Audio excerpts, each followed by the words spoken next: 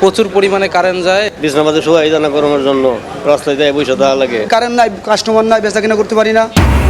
তীব্র হচ্ছে load shedding. Gas furnace অয়েলের অভাবে বন্ধ প্রায় অর্ধশত বিদ্যুৎ কেন্দ্র। কয়লা কম থাকায় উৎপাদন অর্ধেকে নেমেছে দুটি বড় কেন্দ্রের। সংকট বাড়ার শঙ্কা। জ্বালানি সংকটে গাইবান্ধার 1.5 শতাধিক চরে কৃষক। ভরা মৌসুমে ব্যাহত সেচ কার্যক্রম, বাড়ছে ক্ষতির শঙ্কা। সরবরাহ স্বাভাবিক করার উদ্যোগ স্থানীয় প্রশাসনের। গরুর গোবর দিয়ে এলপিজি বিকল্প বায়োগ্যাস তৈরি। যথাযথ উদ্যোগ নিলে চাহিদা পূরণ করতে পারে 83 লাখ পরিবারের। বাড়তি মিলবে জৈব সারও। গ্রীষ্মের শুরুতে বিপাকে ঠাকুরগাঁয়ের মাছ চাষিরা। শুকিয়ে যাচ্ছে নদী নালা, খাল বিল পুকুর। বাড়ছে উৎপাদন খরচ। সংকটে পাশে থাকার আশ্বাস মৎস্য বিভাগের। এবং ইতালির শ্রমবাজারে দৃঢ় হচ্ছে বাংলাদেশিদের অবস্থান। কর্মরত 82,000 নাগরিকের মধ্যে চাকরি পাওয়ায় শীর্ষস্থান অর্জন। উচ্ছ্বসিত প্রবাসীরা।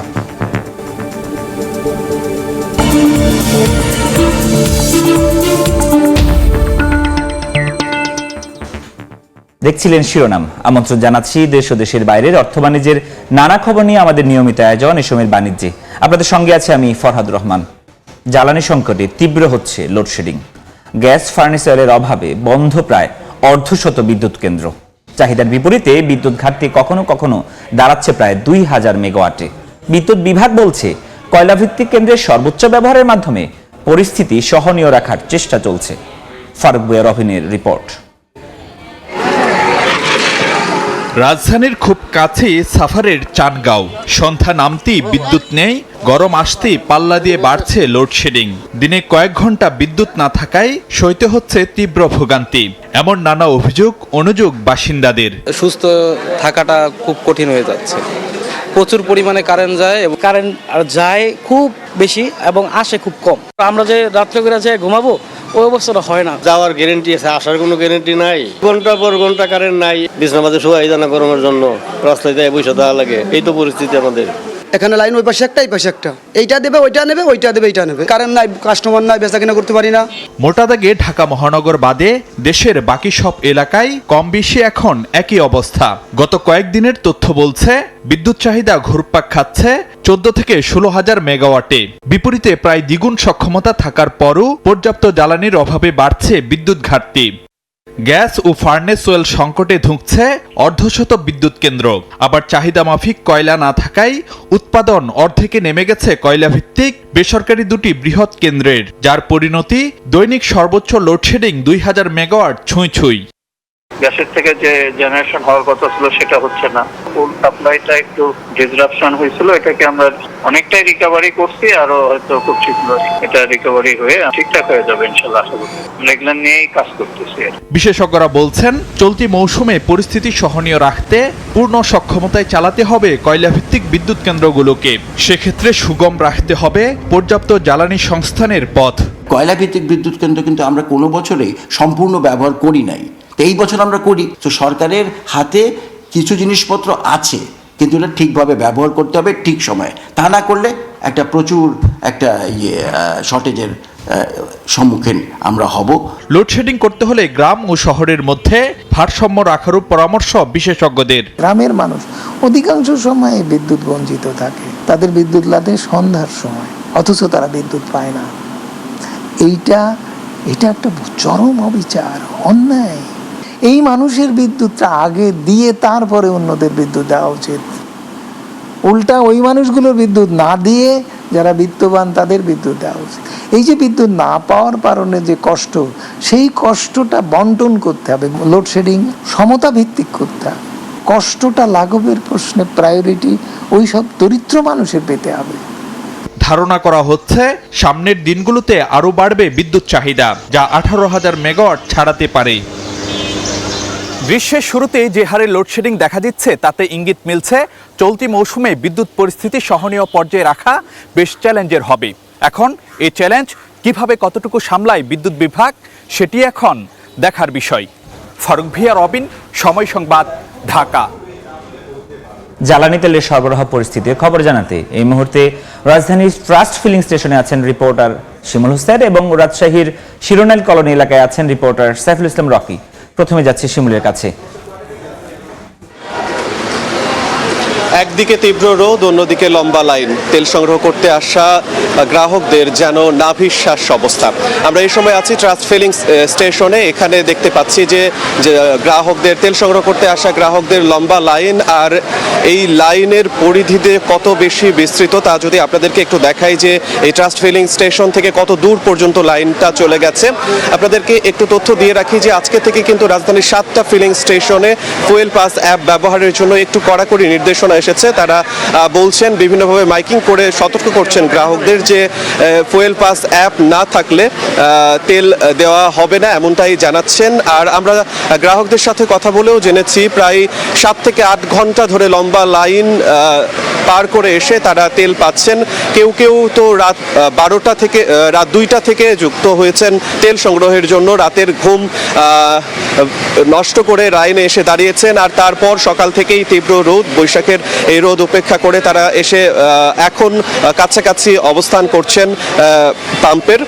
তারপর হচ্ছে আমরা অনেকগুলো স্টেশন ঘুরে দেখেছি যে বাকিগুলো স্টেশনের কি অবস্থা। সবগুলোতেই আমরা বেশ গ্রাহকদের পাচ্ছি। সব থেকে বেশি ভোগান্তিতে আছেন মোটরসাইকেল চালক গ্রাহকরা। তারা বলছেন যে মাইক্রো বাসের তুলনায় তারা আরো বেশি ভোগান্তিতে আছেন এবং তারা বেশি সময় পার করছেন। আমরা দেখেছি যে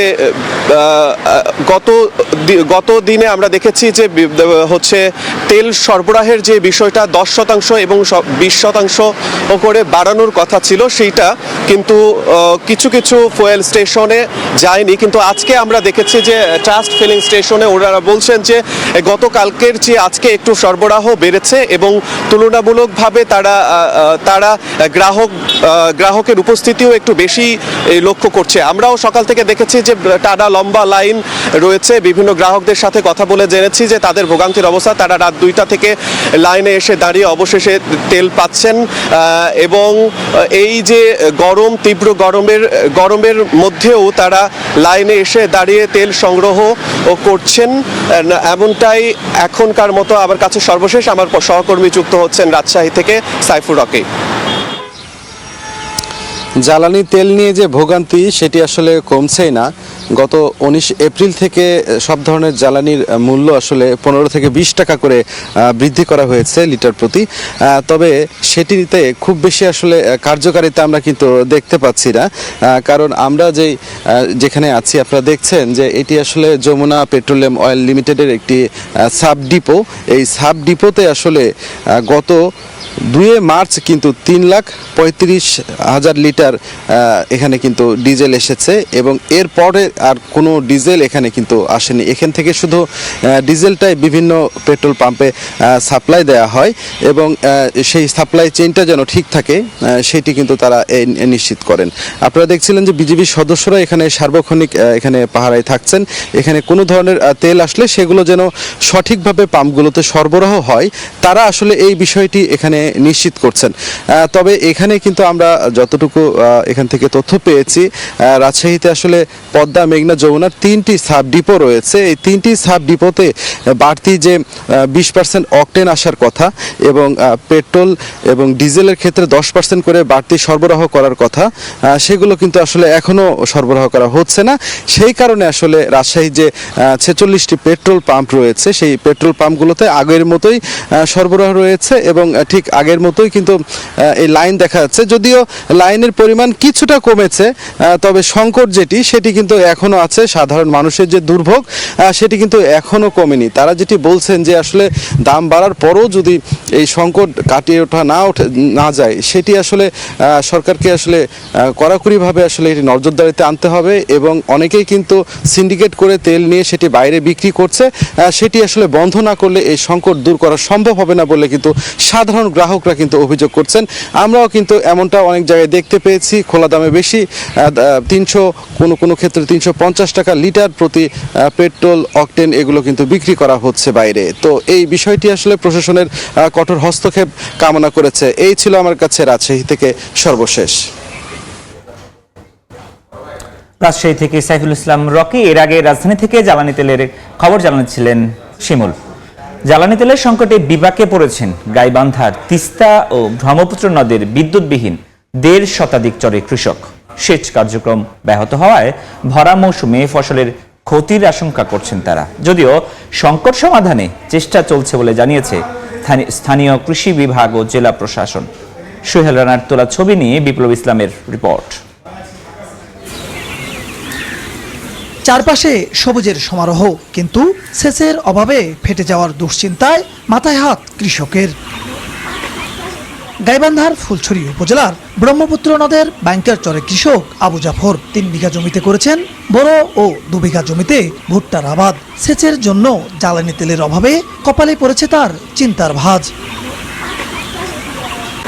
একই অবস্থা তিস্তা ও ব্রহ্মপুত্র নদের বিস্তীর্ণ চরাঞ্চলের অন্যান্য কৃষকদেরও। বিদ্যুৎ সুবিধা নেই, এর মাঝে আবার জ্বালানি তেলের সংকটে বন্ধ রয়েছে ডিজেল চালিত সেচ পাম্প। এজন্য বেশ কয়েকটি জমিতে দেখা দিয়েছে ফাটল, নষ্ট হয়ে যাচ্ছে ফসল। আমার ভুট্টার আবাদ করছি, 3 বিঘা মাটি ইরি করছি, এখন তেল পাচ্ছি না, আমার ইরি আবাদ নষ্ট হয়ে যাচ্ছে। 1 মাস ধরে তেল পাওয়া যাচ্ছে না, 160 টাকা লিটার তেল, তাও আমরা পাচ্ছি না। সারাদিন গত গিয়ে আসে লাগে লাইন ধরি, তেল নেওয়া লাগে 2 লিটার 3 লিটার করি। তেলের সংকটে আমাদের আবাদ এবার হবে না।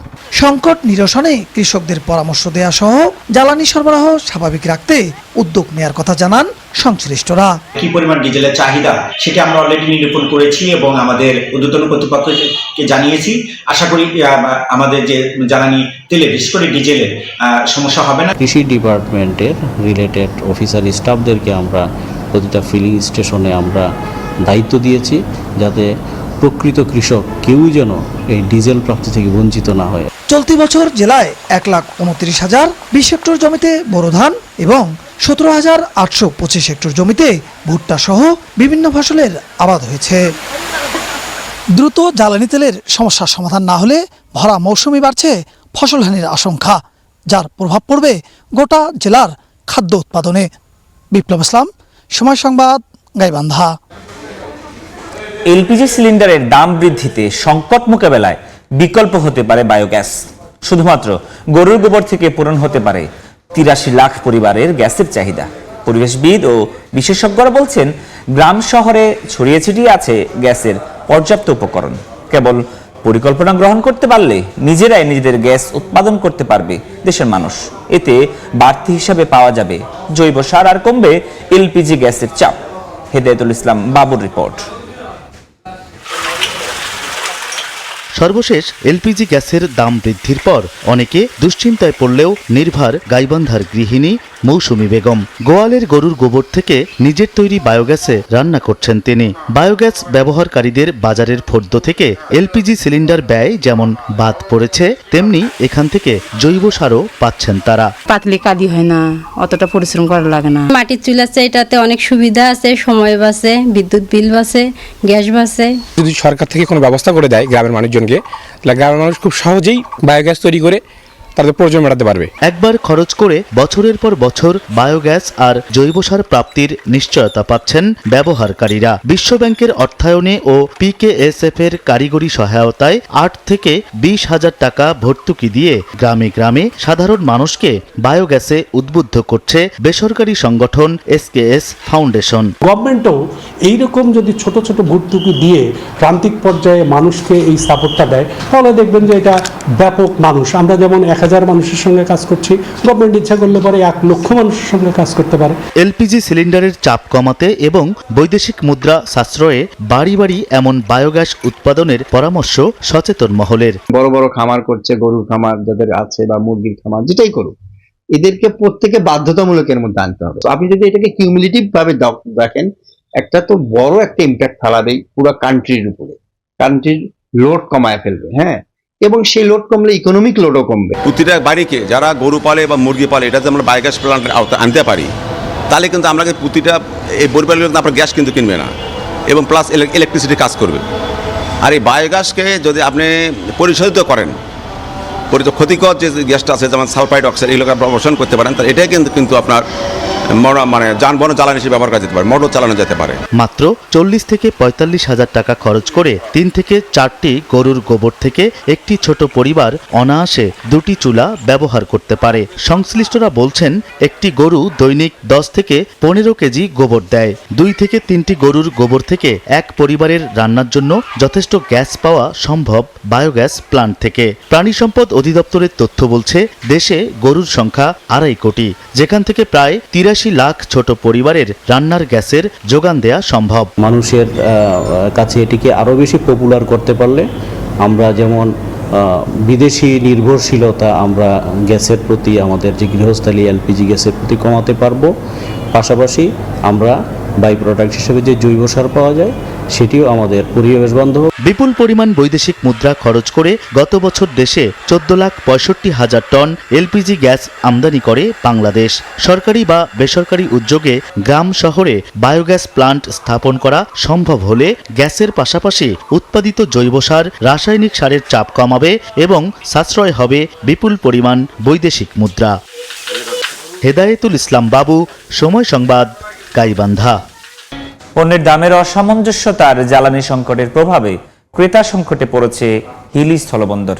কমে গেছে আমদানি বাণিজ্য, এতে বিপাকে পড়েছেন ব্যবসায়ী ও শ্রমিকরা। শফিকুল ইসলাম শফিকের তথ্য, আমির হামজার ছবিতে রিপোর্ট।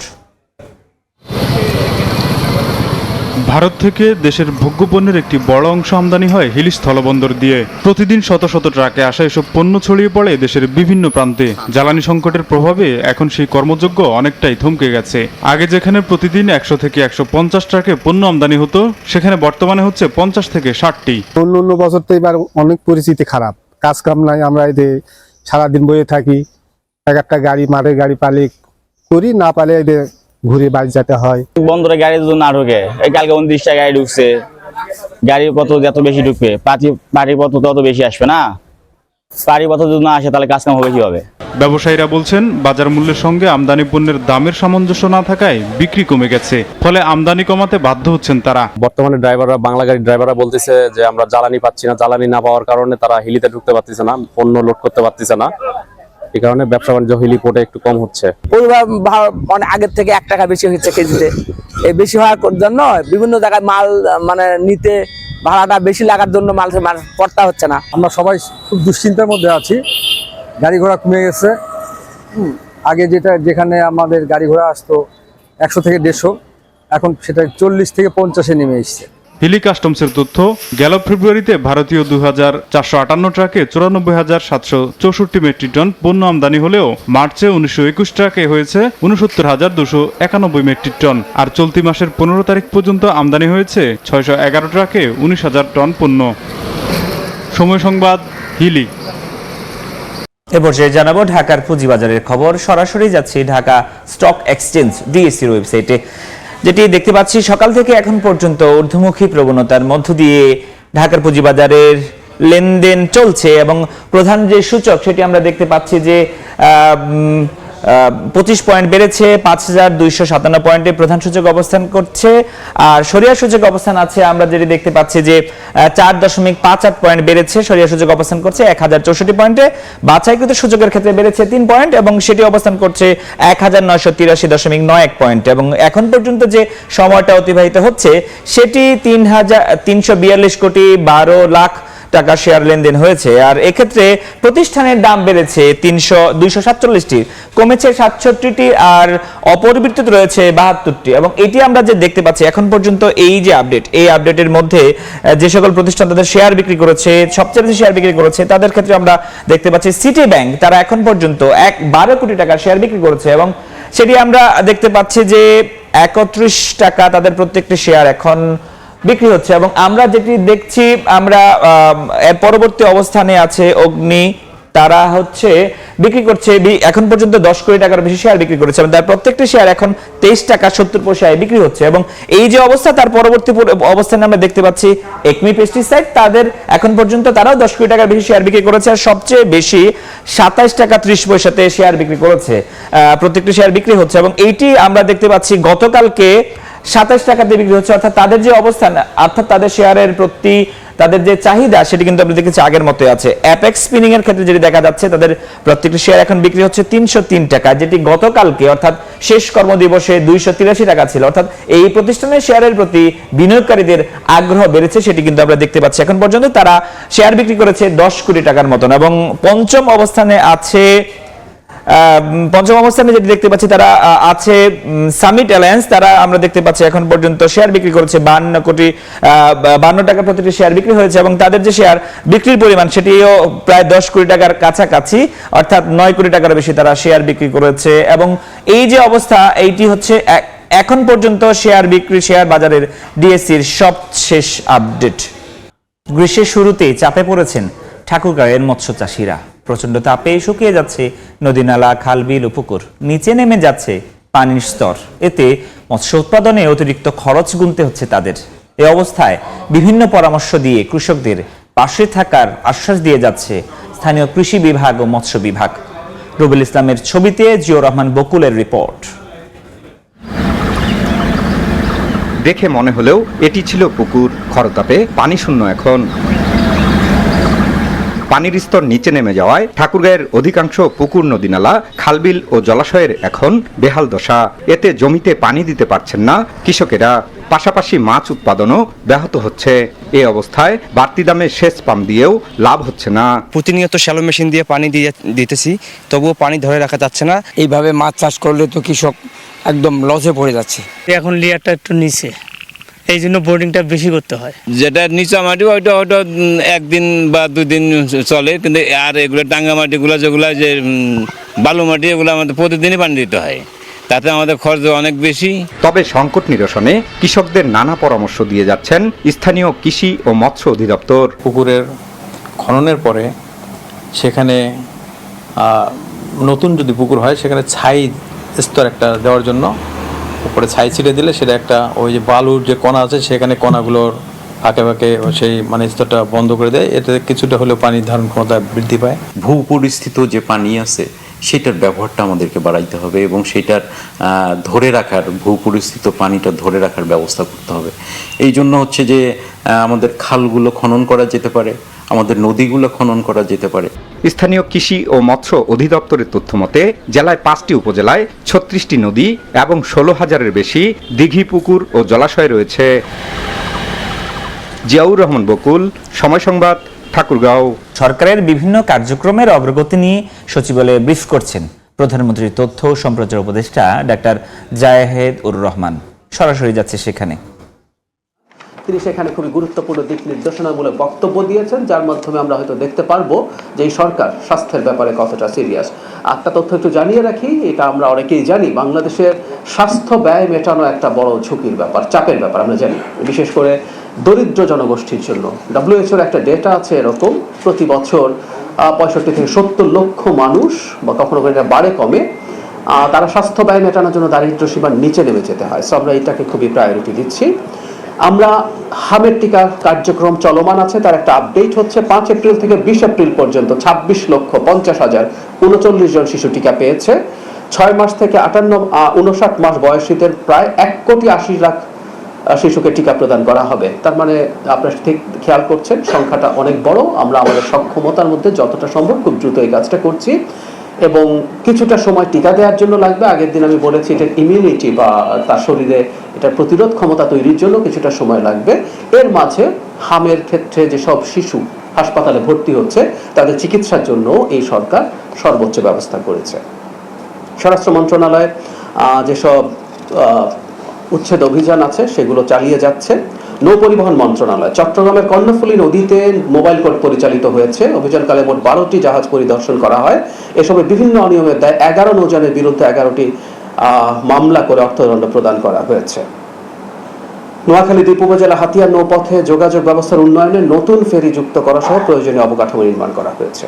বেসামরিক বিমান পরিবহন 20 এপ্রিল হযরত শাহজালাল আন্তর্জাতিক বিমানবন্দরে নবনির্মিত এয়ার ট্রাফিক ম্যানেজমেন্ট সেন্টারের কার্যক্রম শুভ উদ্বোধন করেছেন বেসামরিক বিমান পরিবহন ও পর্যটন মন্ত্রী আফরোজা খানম।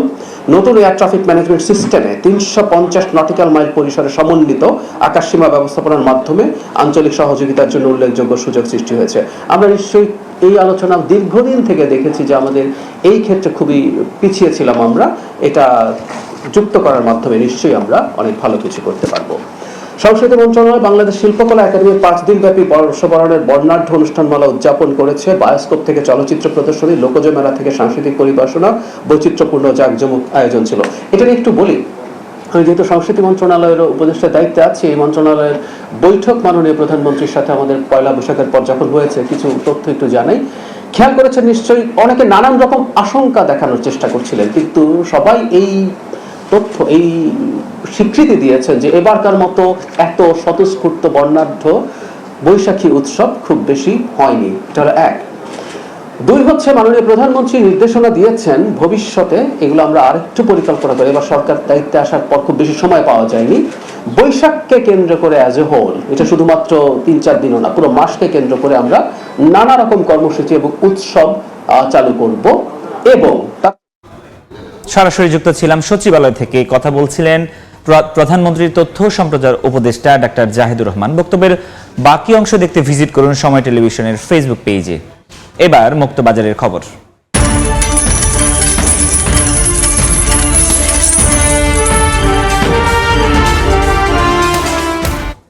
যুক্তরাষ্ট্র ইরানের মধ্যে শান্তি আলোচনার মধ্যে বিশ্ববাজারে জ্বালানি সরবরাহ বাড়ার প্রত্যাশায় কমতির দিকে রয়েছে জ্বালানি তেলের দাম। দাম কমছে প্রাকৃতিক গ্যাসেরও। চলতি সপ্তাহে যুক্তরাষ্ট্র ইরানের মধ্যে শান্তি আলোচনা হবে। এতে মধ্যপ্রাচ্য থেকে জ্বালানি তেলের সরবরাহ বাড়ার প্রত্যাশায় বিশ্ববাজারে নিম্নমুখী অপরিশোধিত তেলের দাম। মঙ্গলবার ব্রেন্ট ক্রুডের দাম 0.45% কমে ব্যারেল প্রতি নেমেছে $95। তবে সপ্তাহ ব্যবধানে বেড়েছে 0.21%। একইভাবে মার্কিন ওয়েস্ট টেক্সাস ইন্টারমিডিয়েট ক্রুডের দাম 0.89% কমে ব্যারেল প্রতি নেমেছে $86.65। সপ্তাহ ব্যবধানে দাম কমেছে 5.13%। একই কারণে কমেছে গ্যাসোলিনের দামও, 0.45% কমে গ্যালন প্রতি নেমেছে $3.10। তবে সপ্তাহ ব্যবধানে বেড়েছে 2%। মধ্যপ্রাচ্য সংঘাত আলোচনার মাধ্যমে অবসানের আশায় কমছে প্রাকৃতিক গ্যাসের দাম। একদিনে 1%-এরও বেশি দাম পড়ে গেছে। ইয়ানুর শিফাত, সময় সংবাদ। $166 বিলিয়ন শুল্ক ফেরত দেওয়ার ব্যবস্থা চালু করেছে যুক্তরাষ্ট্র। আদালতে অবৈধ ঘোষণার 2 মাস পর অনলাইন পোর্টালের মাধ্যমে কোম্পানিগুলোর কাছ থেকে কেটে রাখা এই অর্থ ফেরত দেওয়ার কার্যক্রম শুরু করেছে দেশটি। গত বছরের 2 এপ্রিল মার্কিন যুক্তরাষ্ট্র বিশ্বব্যাপী বিভিন্ন দেশের উপর অতিরিক্ত পারস্পরিক শুল্ক আরোপ করে। তারই ধারাবাহিকতায় বিভিন্ন কোম্পানি থেকে $166 বিলিয়ন আদায় করে ট্রাম্প প্রশাসন। এটিকে অবৈধ দাবি করে আদালতের দ্বারস্থ হন ব্যবসায়ীরা। এই রায়ের 2 মাস পর গতকাল আদালতের নির্দেশ মেনে আদায় করা অর্থ ফেরত দেওয়া শুরু হলো। ইতালির কর্মবাজারে নতুন সাফল্যের গল্প লিখছেন প্রবাসী বাংলাদেশিরা। কর্মক্ষেত্রে কাজ পাওয়ার বিষয়ে বিদেশিদের মধ্যে এগিয়ে তারা, এমন তথ্য উঠে এসেছে বিভিন্ন কর্মসংস্থান সংস্থা ও গণমাধ্যমে। এতে ইতালিতে বাড়ছে বাংলাদেশি কমিউনিটির গ্রহণযোগ্যতা। খুশি প্রবাসীরাও, দেখছেন আরও বড় সম্ভাবনা। মাকসুদ রহমানের তথ্যচিত্রে রিপোর্ট। প্রবাসী বাংলাদেশি দেশটিতে অর্থনৈতিকভাবে প্রতিষ্ঠিত হওয়ার প্রধান পথই কর্মসংস্থান, আর সেই জায়গাতেই নিজেদের শক্ত অবস্থান তৈরি করে চলেছেন তারা। সাম্প্রতিক এক গবেষণায় দেখা গেছে, ইতালিতে কর্মরত 82টি দেশের নাগরিকদের মধ্যে নতুন চাকরি পাওয়ার ক্ষেত্রে শীর্ষে রয়েছেন বাংলাদেশিরা। অনেক ক্ষেত্রে নতুন কর্মসংস্থানে 23 থেকে 27% পর্যন্ত দখলে তাদের। রেস্টুরেন্ট খাতে এই হার আরও বেশি। এমন অর্জনে স্বাভাবিকভাবেই উচ্ছ্বসিত প্রবাসীরা। বাংলাদেশিদের সুনাম ধরে রাখার জন্য আমরা সবাই ওতপ্রোতভাবে চেষ্টা করব। আমি আশা করব বাংলাদেশের কাজ এবং কর্মে বাংলাদেশের ইমিগ্রেন্টসকে আরো ত্বরান্বিত করবে। ইতালিতে IT, software, nursing, fishing, beauty service, পরিচ্ছন্নতা ও হোটেল ম্যানেজমেন্ট খাতে বিদেশি শ্রমিকদের চাহিদা বাড়ছে। প্রবাসীদের মতে এসব খাতে দক্ষতা বাড়াতে পারলে বাংলাদেশিরা আরো বেশি সুযোগ কাজে লাগাতে পারবেন। সময় সংবাদ, ইতালি।